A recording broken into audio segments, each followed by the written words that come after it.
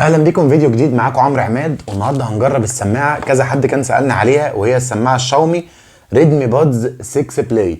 بص، انا هقول لك الاول زي كل مره هنتكلم عن المواصفات، هنتكلم عن الشكل والتصميم، هنتكلم عن العيوب والمزايا والسعر بتاعها، وبرضه هنعمل اجراء مكالمه في نص الفيديو عشان تعرف وتحكم على نفسك كده وانت قاعد كده جوده الصوت بتاعها. قلنا محتويات العلبه مالناش دعوه بيها، بيجيش معاها حاجه غير المانيوال والتبات، ودي حركه لطيفه جدا في سماعه ب 900 جنيه او ب 850 جنيه، حاجه في الرينج ده يعني. تمام. طيب شكل السماعه بتيجي من الاسود المط. انا بحب اي سماعه اسود مط عموما. ليه؟ ما بيبانش فيها الخدش قوي، رغم ان هنا بص باين فيها الخدش الى حد ما، يعني باينه. ودي استخدام 4 ايام بس. الشحن بتاعها بالنسبه لي لطيف جدا. طيب خلينا نتكلم على بقيه الشكل والتصميم. شكل العلبه من جوه حلو قوي. السماعه حجمها ما يعديش تقريبا 4 جرام. بص شكل السماعه في الودن عامله ازاي. بص كاني مش لابس حاجه، كاني مش لابس سماعه اصلا. حجمها خفيف جدا ووزنها خفيف جدا. طيب شكلها وتصميمها وثباتها في العلبه ممتازين جدا. تمام. طيب خلينا نتكلم بقى ايه اللي بيحصل اول ما بتقربها من اي موبايل اندرويد.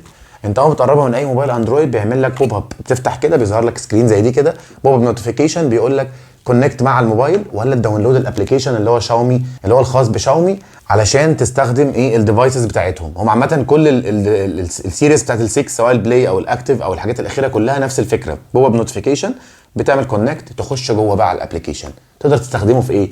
في السماعه البلاي دي انت بتستخدمه في حاجات بسيطه قوي، زي مثلا انك تعدل التاتش بتاعها. يعني تقول مثلا ضغطه واحده تبلاي، دبل كليك عليها تدوس عليها مرتين تعمل بوز، توقف الاغنيه او الفيديو اللي انت شايفها. طبعا ما فيهاش ان اير ديدكشن، يعني لو قلعتها من ودنك المزيكا مش هتوقف.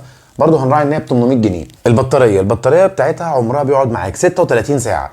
دي بتقعد 7 ساعات لوحدها اللي هي البودز، لكن لو بالكيس وهتستخدم الكيس تحطها تتشحن وتستخدمها تاني بتقعد معاك 36 ساعه استخدام، وده هايل. هتقولي طيب انت في الاستخدام بتاعك، بصراحه انا ما كملتهاش 100%، بس هي كانت مرضيه معايا. يعني قعدت معايا يومين ونص تقريبا او يومين وانا شغال عليها دايركت، وبصراحه السماعه ادت معايا اداء كويس. بالنسبه للجزء الخاص بالبطاريه فيها نويز ريدكشن، هي بتقلل الضوضاء، وده هنحكم عليه. وبما اننا جينا للجزء الخاص بالصوت، ما تيجي نجرب مكالمه وتحكم بنفسك على جوده الصوت. يلا بينا حبيبي. يا محمد عامل ايه؟ الحمد لله.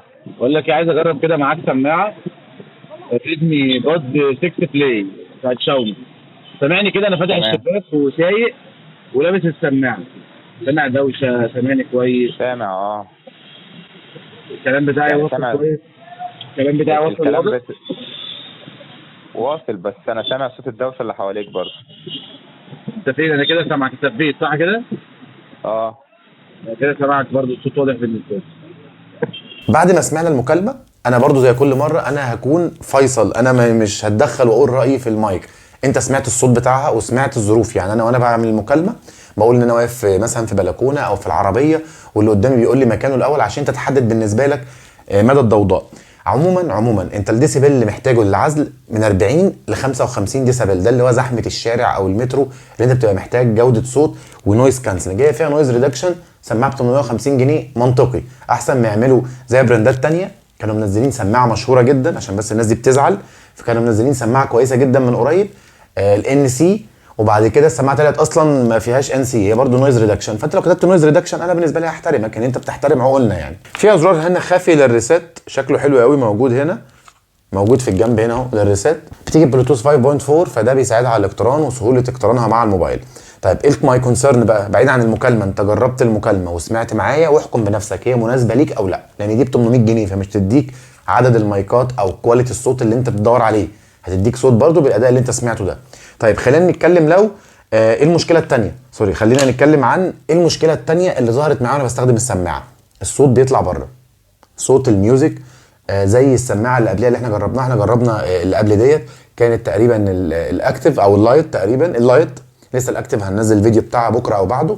ف كان برضو نفس العيب، الصوت بيطلع بره وانا قاعد بسمع ميديا. بس انا اقبلها في سماعه ب 800 جنيه، ما اقبلهاش في سماعه ب 1500 جنيه. تمام. ده كده رايي في السماعه باختصار. سعر السماعه تقريبا 850 او 900 جنيه، يعني ما يقرب من مثلا تقريبا 25 دولار.